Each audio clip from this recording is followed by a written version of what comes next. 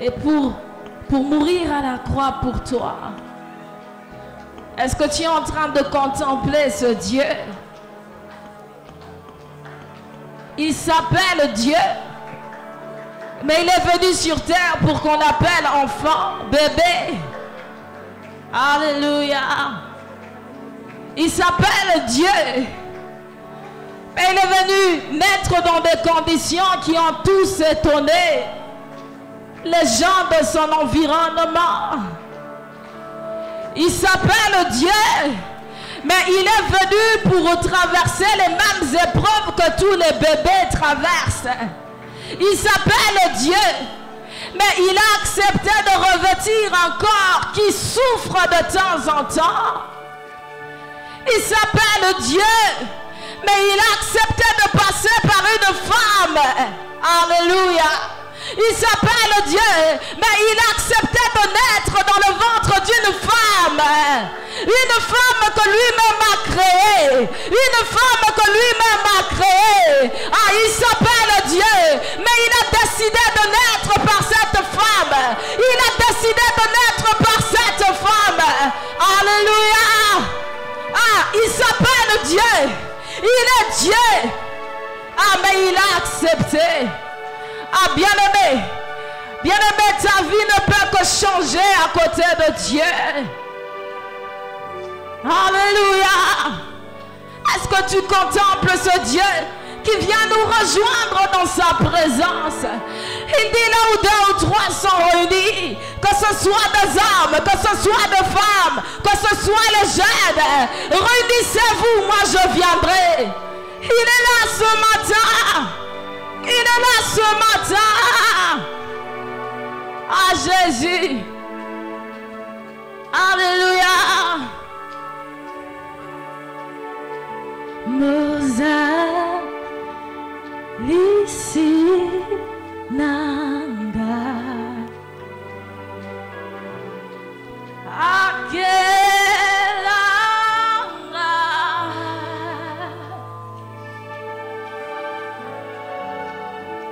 Yambo mokile zala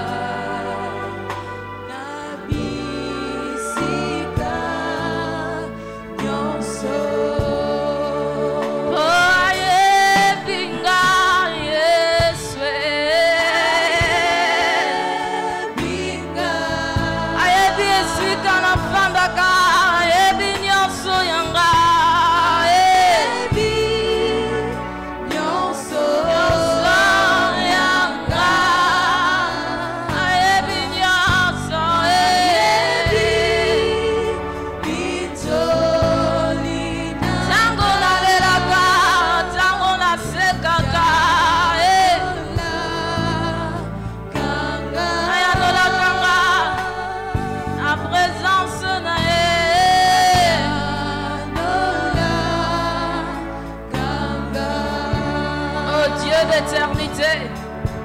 Tu nous connais dans ton dessein. Ah, Seigneur, c'est depuis l'éternité que tu nous connais en tant que notre Créateur. Parfois, les médecins découvrent des maladies dans nos corps, Seigneur. Ils les découvrent, mais toi, depuis l'éternité, tu le savais. Tu nous as créés femmes, tu nous as créés hommes, Jésus. Tu le savais. Tu le savais, Seigneur. Nous te bénissons ce matin pour ta parole.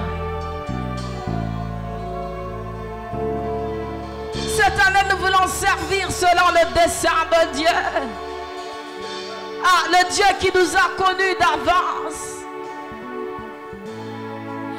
Ah, on n'a pas besoin de faire connaissance avec Dieu parce qu'il nous connaît mieux que nous-mêmes.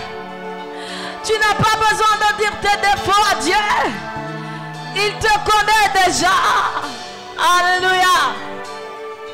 Que ta parole ce matin soit comme un miroir devant lequel Jésus nous allons nous regarder pour vivre conformément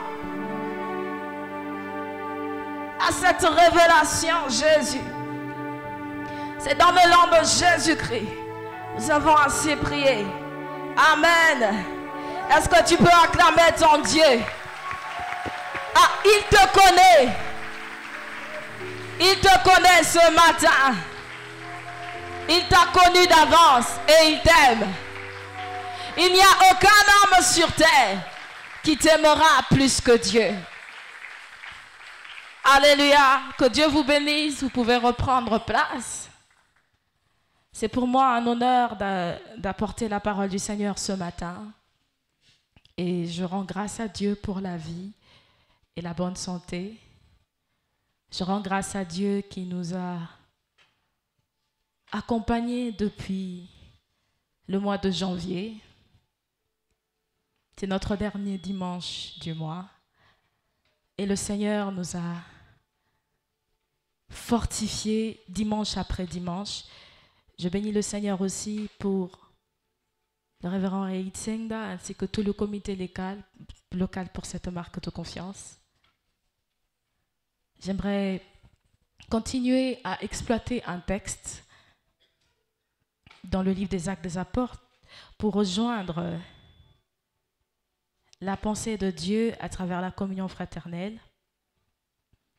Et j'aimerais vous inviter à lire le livre des Actes des Apôtres, le chapitre 10. Si nous pouvons le lire ensemble. Actes des Apôtres, le chapitre 10. Nous allons sauter quelques versets parce que c'est tout le chapitre qui nous intéresse.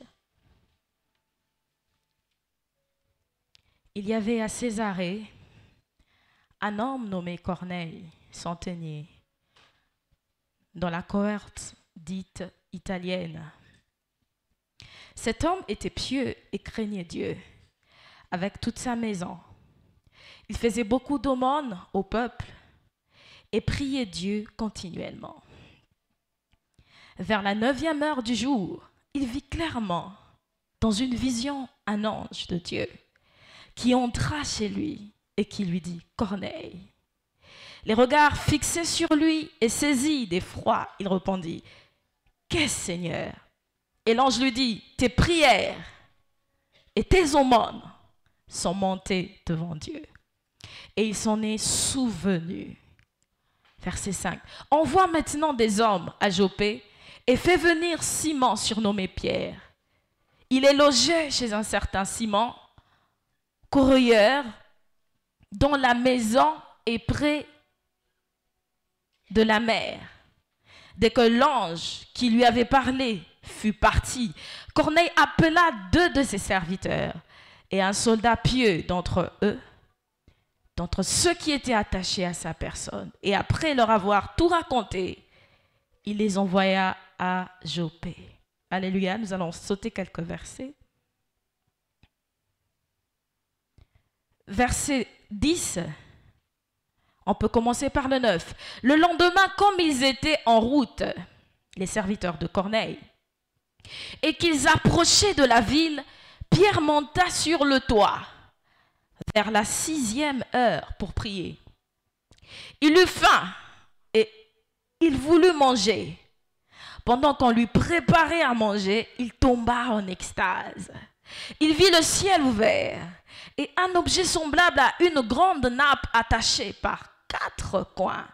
Il descendait et s'abaissait vers la terre, et où se trouvaient tous les quadrupèdes et les reptiles de la terre et les oiseaux du ciel. Et une voix lui dit, « Lève-toi, Pierre, tue et mange. » Mais Pierre dit, « Non, Seigneur, car je n'ai jamais rien mangé de souillé ni d'impur. » Et pour la seconde fois, la voix se fit encore entendre à lui. « Ce que Dieu a déclaré pur, ne le regarde pas comme souillé. » Cela arriva jusqu'à trois fois. Et aussitôt après, l'objet fut retiré dans le ciel, tandis que Pierre ne savait en lui-même que penser du sens de la vision qu'il avait eue. Voici des hommes envoyés par Corneille, s'étant informés de la maison de Simon, se présentèrent à la porte. C'est la parole du Seigneur. Comme je vous disais, c'est tout le chapitre que nous allons exploiter ce matin.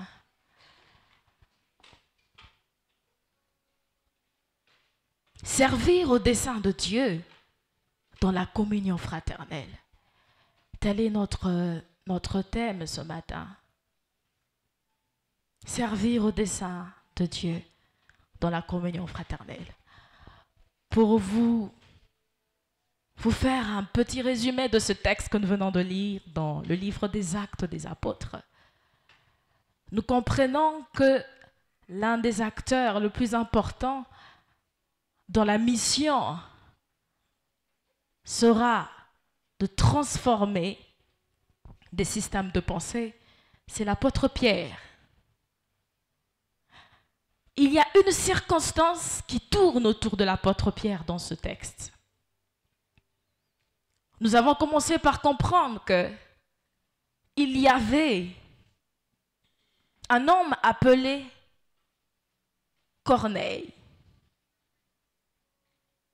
C'est un centenier, un peu un équivalent d'un général, d'un colonel.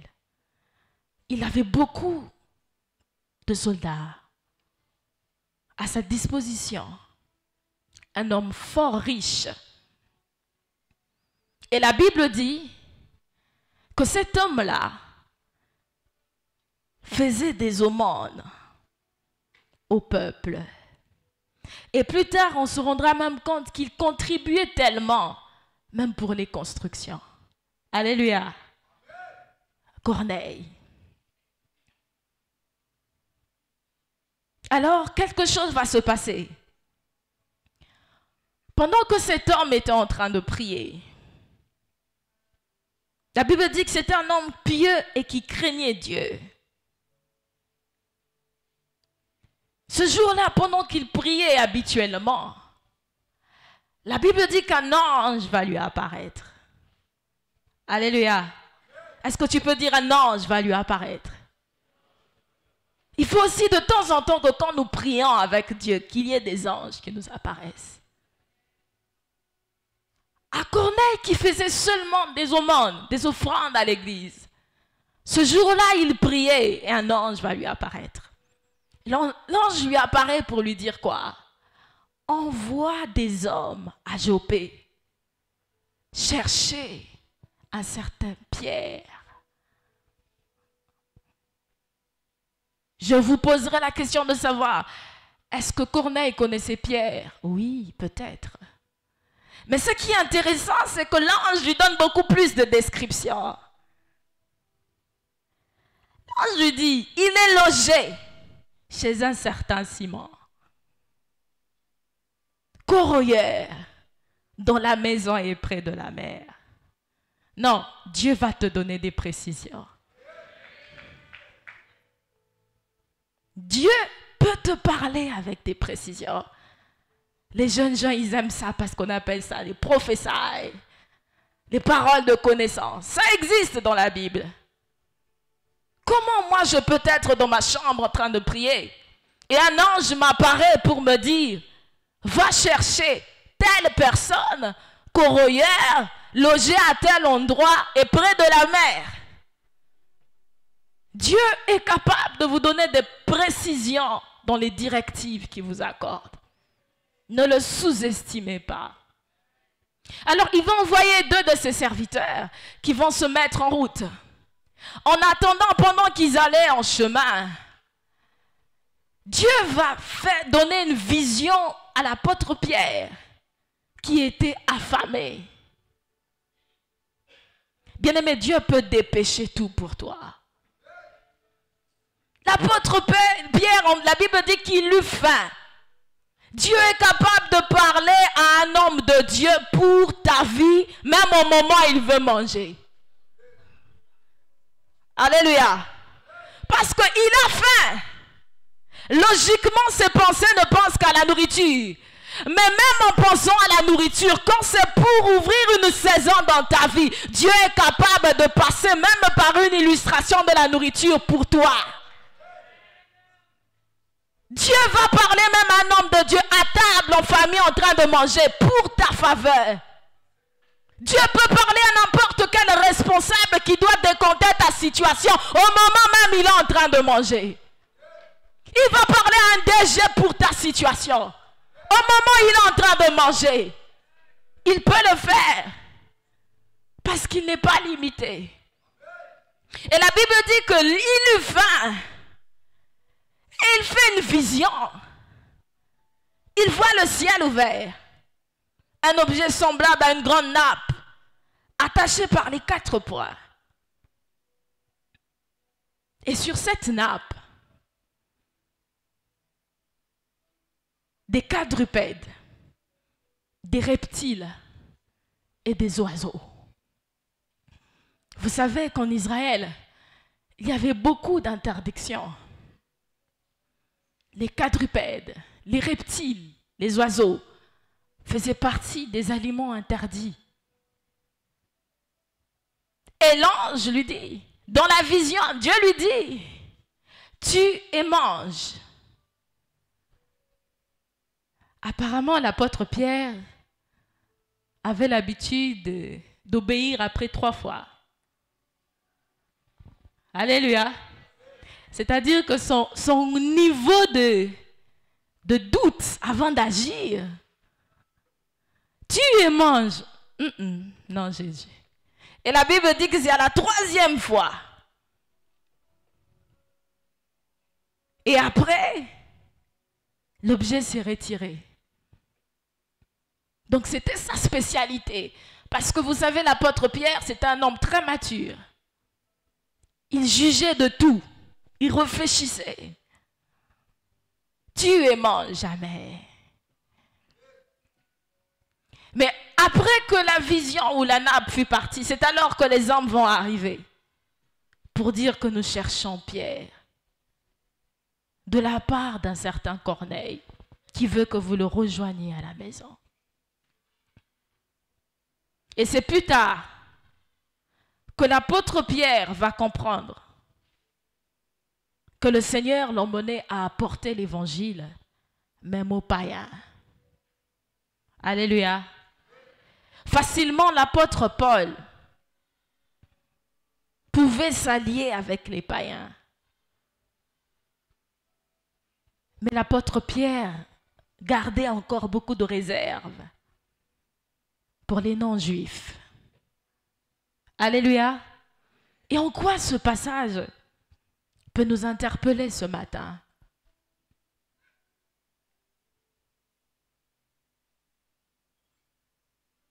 Premièrement, dans la communion fraternelle, dans le dessein de Dieu pour la communion fraternelle, c'est à Dieu de juger ce qui est pur et ce qui est impur. Alléluia.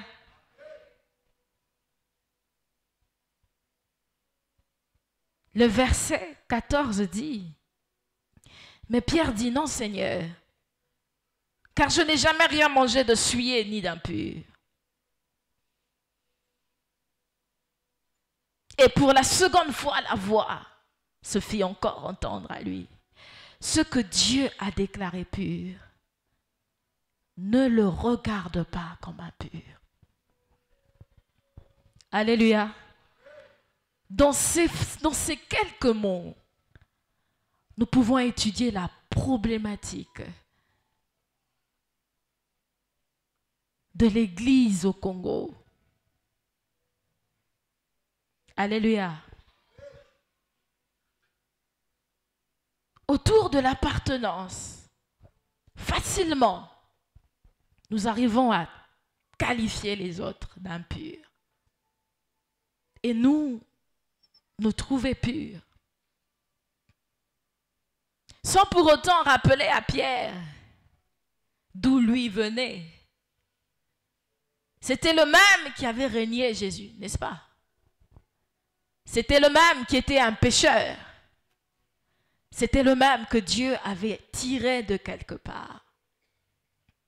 Mais une fois que vous devenez affermis dans cette doctrine chrétienne, vous oubliez d'où vous venez, vous aussi. Ce que Dieu a déclaré pur, ne le déclarez pas impur. Sur la question d'appartenance, bien-aimés, ce premier point sur l'appartenance,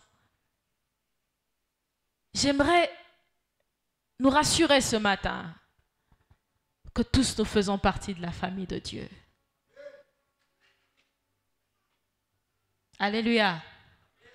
Est-ce que nous pouvons regarder nos voisins et nos voisines et leur dire, tu appartiens à la famille de Dieu?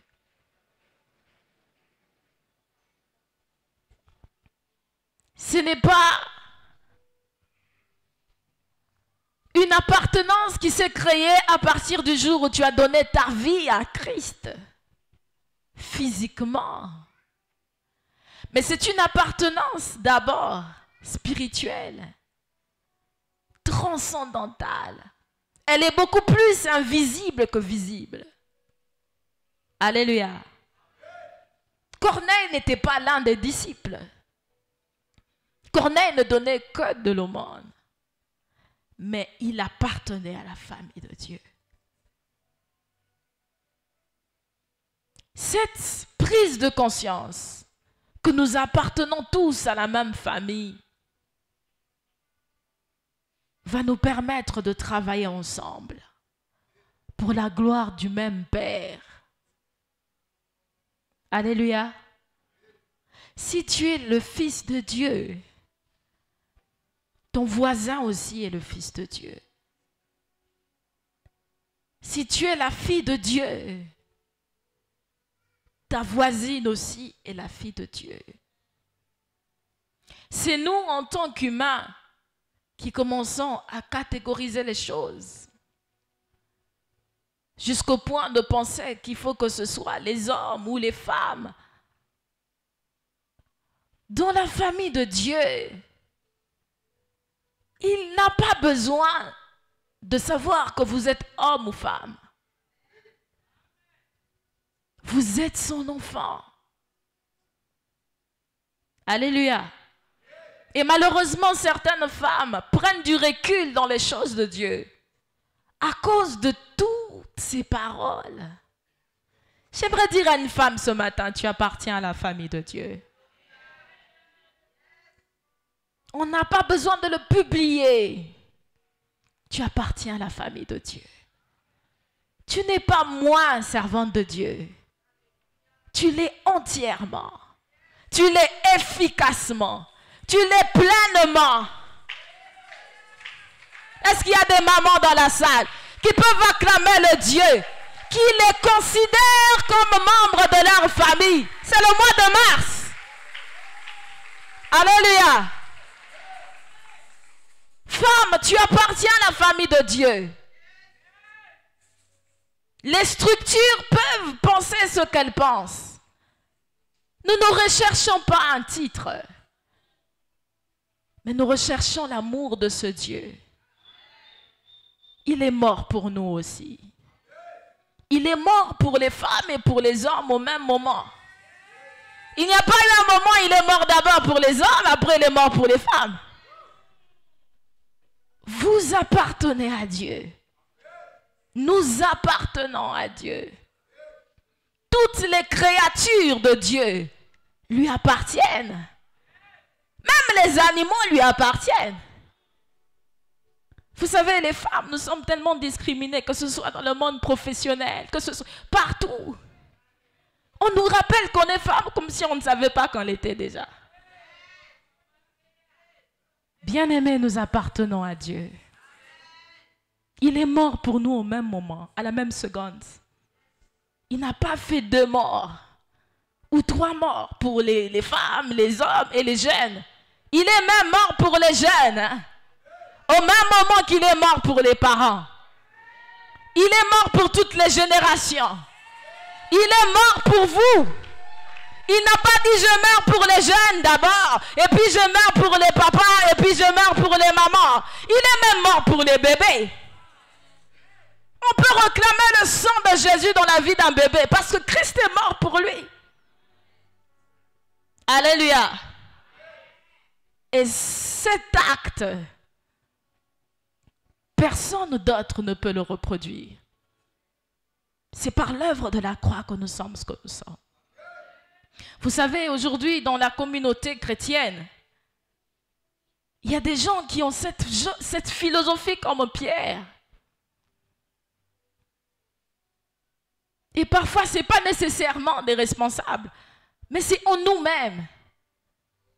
Apparemment, le tribalisme, apparemment, je ne sais pas, une certaine idée d'appartenir. Vous savez, c'est toujours marrant de voir quand il y a un nouvel adhérent dans un département.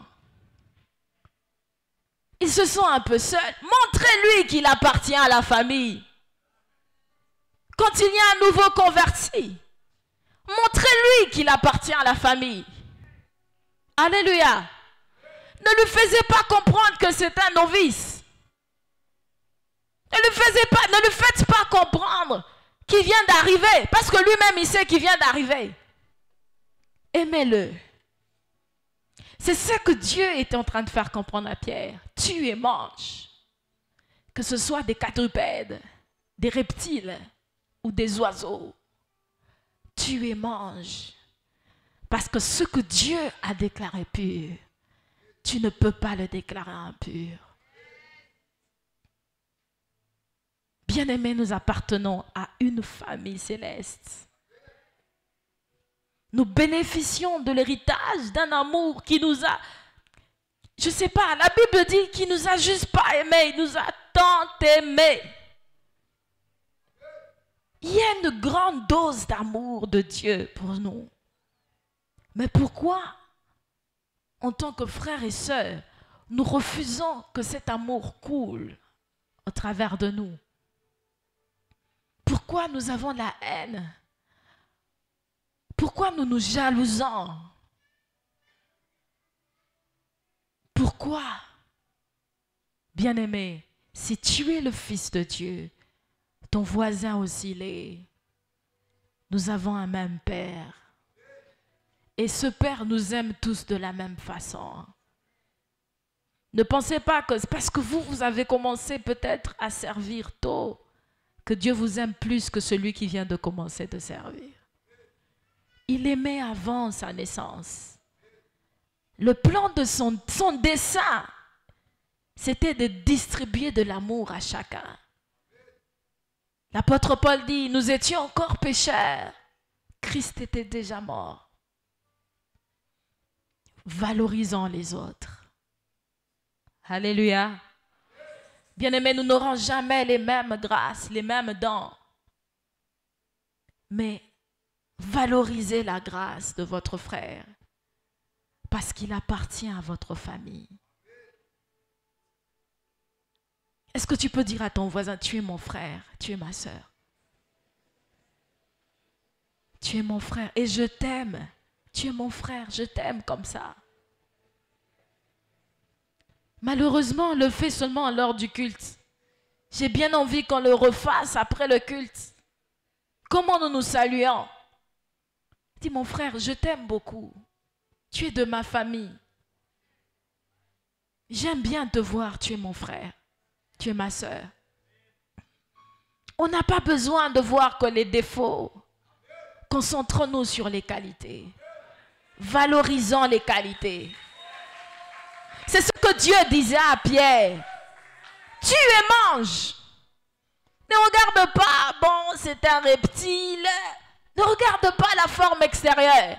Trouve ce qu'il y a de bon. Et valorise-le. Parce qu'il appartient à ta famille. Si tu le vois en chemin, prends-le. C'est ton frère. C'est ta sœur. La deuxième chose, après l'appartenance, c'est l'engagement. Corneille était engagé. Ce n'était pas qu'un simple frère en Christ. Bien qu'il n'avait pas de titre. Peut-être qu'il faisait partie de ceux qui donnaient beaucoup plus d'argent que même parmi les apôtres. Parce qu'il était béni financièrement. Il occupait un rang très élevé dans la société. C'était un centenier. Il avait des gens à sa disposition. Mais malgré son titre, malgré ses responsabilités, Corneille était engagé pour la gloire de Dieu. Alléluia. Vous savez, c'est facile pour nous aujourd'hui d'avoir un travail et de commencer à dire le travail me prend beaucoup de temps. Je ne saurais pas venir à l'église.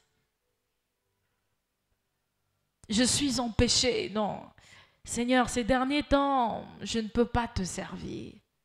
Bien-aimé, l'histoire qui se passe ici se passe dans deux villes. Et je vous informe qu'il n'y avait pas de véhicule à cette époque. Corneille a envoyé 2 de ses hommes pour aller rejoindre Pierre. Ils sont allés en marchant avec un climat désertique. Les pieds salis, le soleil. Ils sont allés chercher Pierre. Juste pour obéir à Dieu. Donnant de l'importance à la maison du Seigneur. Alléluia. Engageons-nous pour la gloire de Dieu.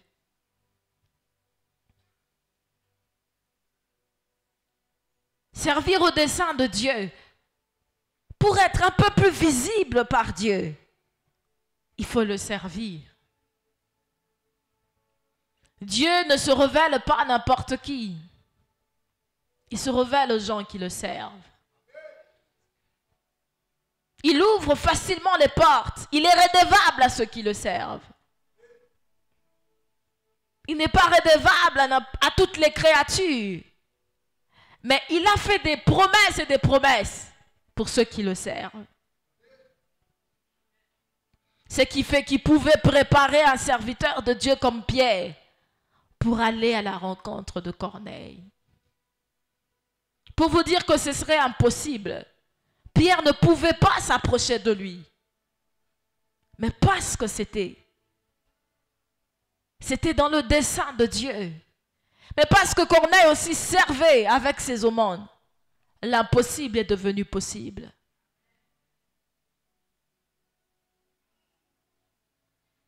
Combien de kilomètres séparés l'apôtre Pierre de Corneille? Mais ses aumônes étant montées vers Dieu, Dieu a dépêché l'apôtre Pierre. Troisièmement, c'est la responsabilité.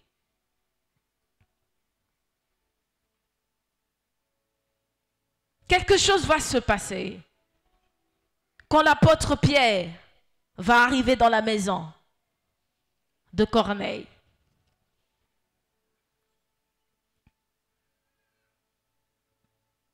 La première des choses, c'est que quand ces hommes sont arrivés, il les a fait entrer et les a logés. Et ils ont fait comprendre à l'apôtre Pierre qu'il venait de Césarée. Et qu'ils ont envoyé une demande de Corneille.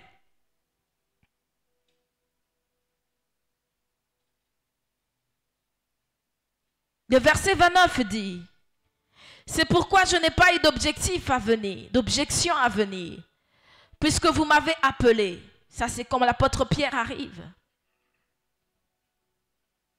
Je vous demande donc, quel est le motif pour lequel vous avez envoyé des hommes me chercher? Le verset 30.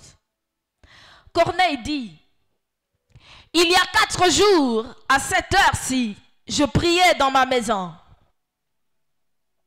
Et voici un homme vêtu d'un habit éclatant se présenta devant moi et dit, « Corneille, ta prière a été exaucée, et Dieu s'est souvenu de tes aumônes. Envoie donc à Joppé et fais venir Simon. » Alors Pierre, ouvrant la bouche, dit, « En vérité, je reconnais que Dieu ne fait exception de personne. » En vérité, je reconnais que Dieu ne fait exception de personne. Le verset 35, « Mais quand toute nation, celui qui le craint et qui pratique la justice, lui est agréable. » Mais quand toute nation, celui qui le craint et qui pratique la justice, lui est agréable. Et nous allons comprendre qu'il a commencé à relater l'histoire à partir du verset 39. Jusqu'au point où la maison de Corneille, tous les membres de sa famille et les gens à sa disposition étaient prêts à être baptisés. Alléluia. Il leur a apporté la bonne nouvelle. Ce n'était peut-être pas des hommes très engagés. Corneille se sentit responsable. Il a dit, moi je connais ce Dieu. Vous savez, dans la Bible, en dehors de la nation choisie, en dehors des disciples, il y avait des gens qui suivaient Jésus à côté, sans titre. Alléluia. Et les néo-testamentaires leur donnent beaucoup de noms, dont je vous épargne. Il y avait de ceux qui venaient à côté. Je ne suis pas de la nation, mais je suis les enseignements de Jésus. On ne pouvait pas estimer ou quantifier le nombre de personnes qui suivaient Jésus. Même si ce n'étaient pas des Juifs, il y avait ceux qui suivaient Jésus, ceux des autres nations. Et il y en a un comme Corneille. Bien qu'il était parmi les nations païennes, vers qui le salut ne devait pas parvenir, à cause de toute la philosophie qu'il y avait dans le judaïsme. Cet homme, en tant que centenier, s'est senti responsable de sa maison. Alléluia. Et dans cette communion, j'aimerais finir par là.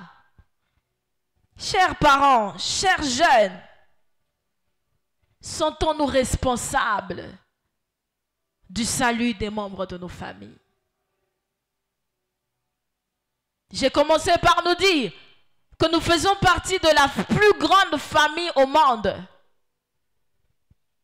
Une famille qui contient tellement de nations. L'Église universelle contient tellement de chrétiens et de chrétiennes que nous ne pouvons même pas nous compter.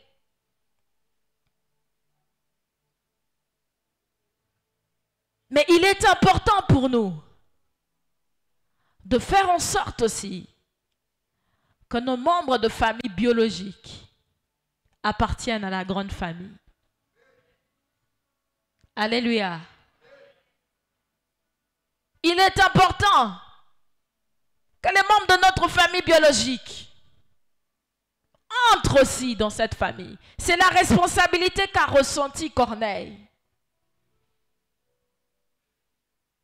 je voudrais que Pierre vienne dans ma maison. Pourquoi? Ce n'est pas pour lui donner une enveloppe. Ce n'est pas pour lui donner encore de l'aumône.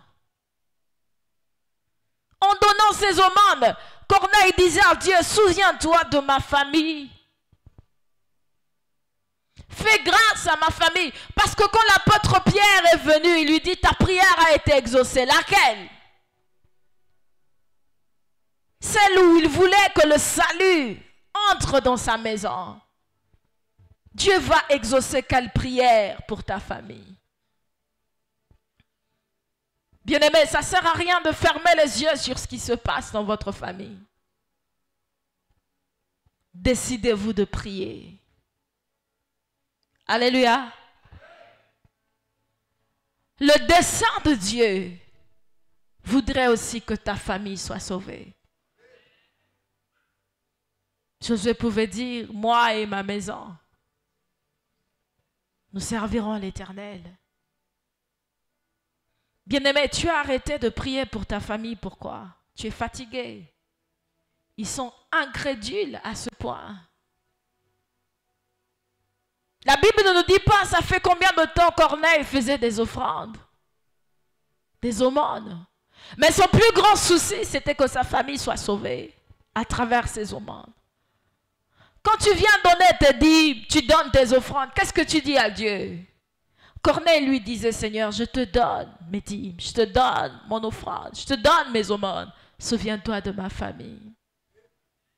Parfois, nous sommes tellement égoïstes pour dire, Seigneur, souviens-toi que de moi. Souviens-toi de mon travail. Non, tu dois dire à Dieu, souviens-toi de ma famille. Guéris les membres de ma famille qui sont malades, qui ont des maladies que les médecins n'arrivent pas à soigner.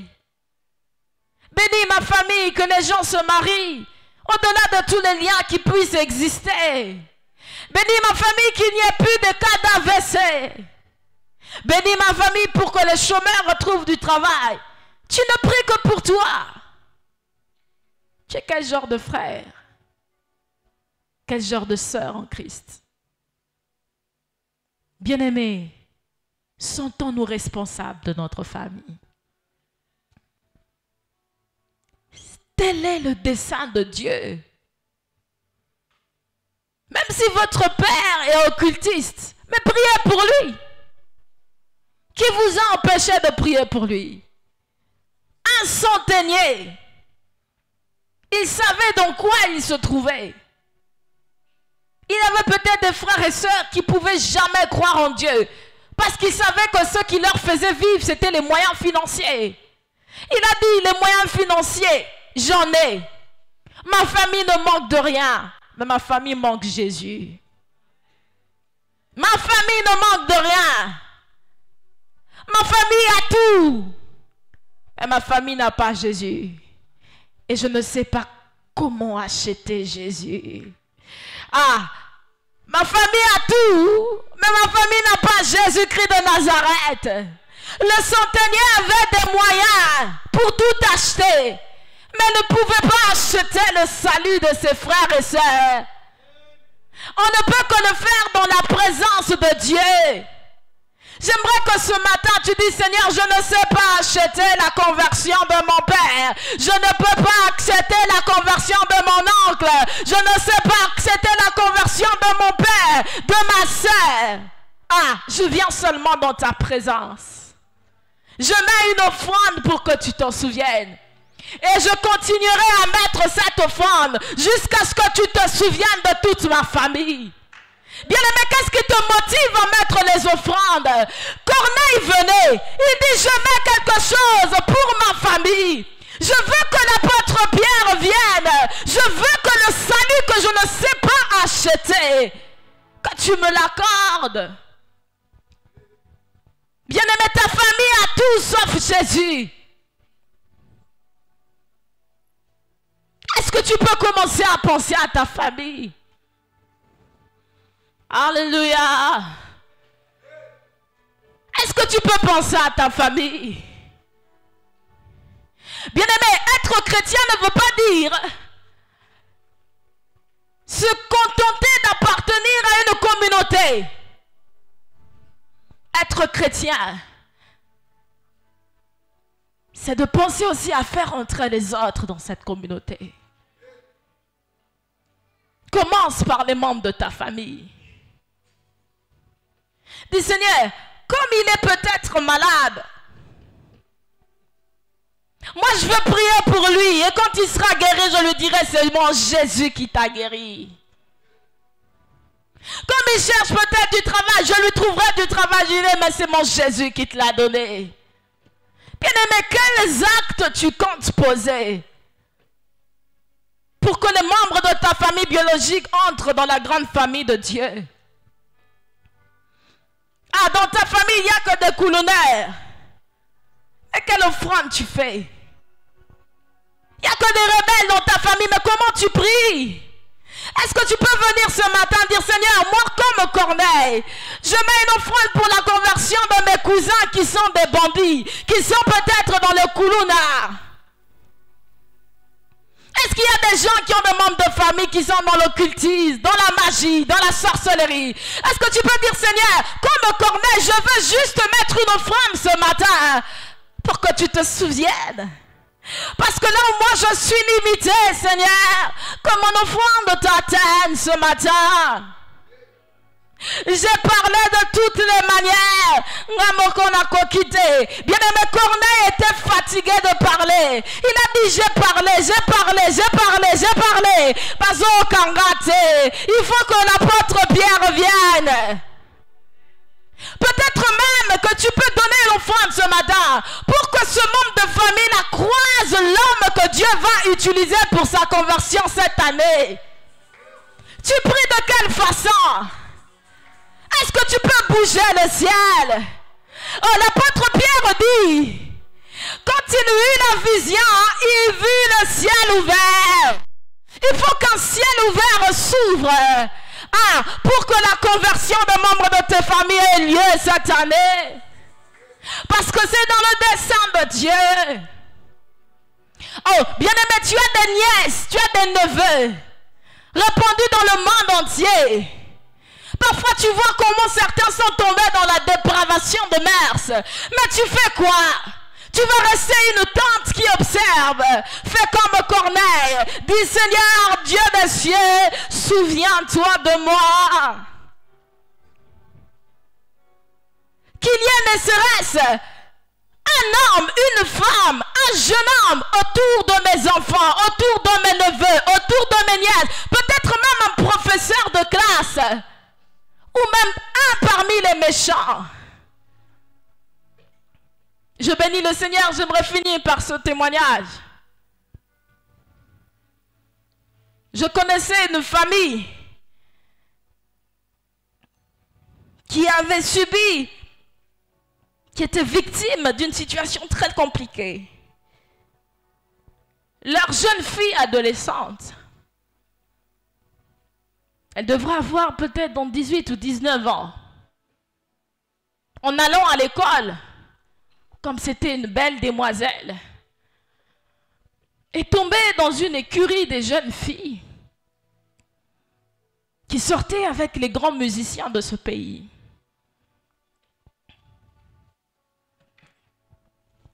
Et alors, ses amis ont commencé à l'influencer. Toi, tu es une belle femme. Tu sais, tu peux avoir tout. Comme c'était une fille qui était généralement mal comprise chez elle en famille, elle s'est alliée à ses amis. Et bien aimée, elle s'est retrouvée dans la prostitution. De haut niveau. Ce n'était pas qu'une prostitution de Kinshasa. Elle s'est retrouvée dans un réseau de prostitution. On ne savait plus où la trouver. Je me rappelle avec sa grande sœur, on allait, quand on apprenait qu'elle est dans tel quartier, on va dans le quartier. On commence à chercher dans les hôtels. Est-ce qu'elle ne serait pas là? C'était pénible. La maman disait, bon, je vais appeler la police. J'ai dit, la police au Congo, ça peut marcher, mais on va appeler quelqu'un de plus grand. Bien-aimé, on n'avait plus de traces de cette jeune fille. Elle était déjà à Brazzaville.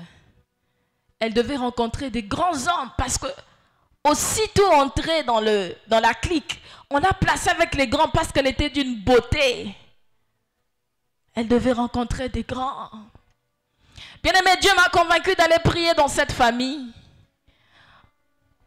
qui ne croyait pas vraiment en Dieu. Bon, j'ai prié avec l'une des grandes sœurs. Et je me sentais parfois ridicule, mais ici, on me demande de qui est Dieu, qu'est-ce qu'il fera. Vous savez, c'est bien de prier dans une atmosphère où la famille déjà croit en Dieu. Je devais les convaincre qu'en priant, la fille allait revenir. Mais sans argument. Sans argument. Parce qu'on me disait, qu'est-ce qui prouve qu'elle reviendra? Peut-être qu'elle est morte. Bien aimé, on a commencé à prier. Ce que j'aime avec Dieu. Le lendemain du jour où j'ai prié chez eux à la maison, la fille est revenue le matin en courant. Bien-aimé, en courant. Et je vais vous dire ce qui s'est passé. Elle était déjà à Brazzaville. Elle devait avoir des rapports sexuels avec un grand homme pour faire entrer de l'argent dans la boîte. Et vous savez qui Dieu a utilisé? Ce même homme-là. Cet homme-là, Dieu va dire à cet homme, il dit à la fille, c'est pas ta place ici. Rentre à la maison. La fille est rentrée en pleurant. Elle a dit, je veux recevoir Jésus. Je veux recevoir Jésus. Comment un homme comme ça? Je me suis préparé pour être avec lui. Et c'est lui qui me dit, rentre chez toi. Et c'est lui qui a facilité qu'elle retourne dans sa famille. Bien aimé, nous blaguons avec la prière. La prière peut atteindre toutes les nations. La prière peut aller là où tu n'es pas arrivé. La prière peut utiliser n'importe qui. Cette fille a pleuré. Elle est rentrée, elle s'est agenouillée, elle pleurait. Elle dit, Dieu existe. Parce que toutes ses amies ont commencé même à lui donner des substances compliquées. Elle était sous l'envoûtement. Et Dieu a utilisé un occultiste. Dieu peut utiliser un occultiste pour ramener le fils prodigue. Alors tu vas prier ce matin avec moi. Je t'invite à te tenir debout. Dis Seigneur, que les circonstances qui tournent autour de ma famille travaillent de telle sorte qu'ils donnent leur vie à Christ cette année. Que les circonstances fassent en sorte que mon frère, mon grand-père, qui ne croit pas en Dieu, croit en toi. Qu'est-ce qui est impossible à Dieu? Ah, chez les beaux sataba. Qu'est-ce qui est impossible à Dieu? Ah, qu'est-ce qui est impossible à Dieu ce matin? Qu'est-ce qui est impossible à Dieu ce matin? Qu'est-ce qui est impossible à Dieu? J'aimerais que tu donnes une offrande en disant rien n'est impossible à Dieu. Ah, je viens parce que rien n'est impossible à Dieu. Ah, c'est la conversion de qui t'a fait des maux de tête? C'est qui? Vous avez peut-être des voisins qui ne croient pas en Dieu. Quand ils vous voient partir à l'église, ils disent, ah, Bakanaka église, ah, bien aimé, Dieu est capable de changer. Même si tu es dans une famille où tu es le seul chrétien, les autres ne sont pas des chrétiens. Bien aimé, cette année, les choses peuvent changer. Tu n'as qu'à faire comme Corneille. Est-ce que tu peux élever ta voix et dire, Seigneur, souviens-toi de ma famille. Ah, tu es le Dieu de Corneille. Que ton ciel soit ouvert ce matin. Que ton ciel soit ouvert. Ah, tu as pu convertir dans la Bible des hommes qui étaient comme des persécuteurs comme Paul. Tu peux convertir, tu peux toucher, tu peux transformer les membres de ma famille. Et Jésus. Envoie un ange. Bien-aimé, j'aimerais que tu dises à Dieu qu'il envoie un ange. Qu'il envoie juste un ange pour ta famille. Dis Seigneur, envoie un ange. Ah, la conversion des membres de ma famille ont besoin des anges cette année.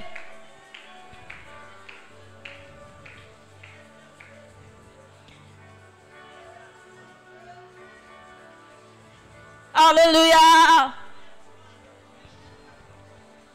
Yahweh onde yolo baki. Ilakana yoko kisango. Azobondela yo. Ona libota nanga. Papa onde yola kaki. Ilakana yoko kisango. Nazobondela yo.